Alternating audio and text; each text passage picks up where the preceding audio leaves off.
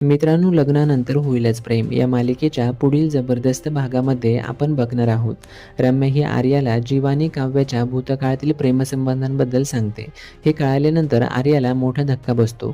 पण आर्या विचार करते की जसं काव्याच्या प्रेमातून बाहेर पडून जीवा नंदिनीवर प्रेम करायला लागलाय, तसंच नंदिनीच्या प्रेमातून सुद्धा बाहेर पडून त्याला माझ्यावर प्रेम करायला वेळ नाही लागणार. आता काहीही करून जीवाला मिळवायचंच असं आर्या ठरवते. तिकडे रम्याला आर्यावरती संशय आलेला असतो की आर्या नक्कीच काहीतरी लपवते जे जीवा आणि नंदिनीशी संबंधित आहे. नंतर काव्याच्या डोहाळे जेवणाचा कार्यक्रम असतो.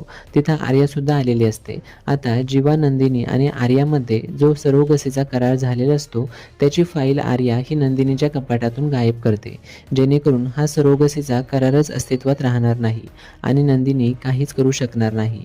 आता या पोटातल्या बाळाचा वापर करून जीवा आणि नंदिनीमध्ये आर्या दुरावा आणेल किंवा ती जीवाला ब्लॅकमेल करेल का, हे बघणं महत्त्वाचं असणार आहे.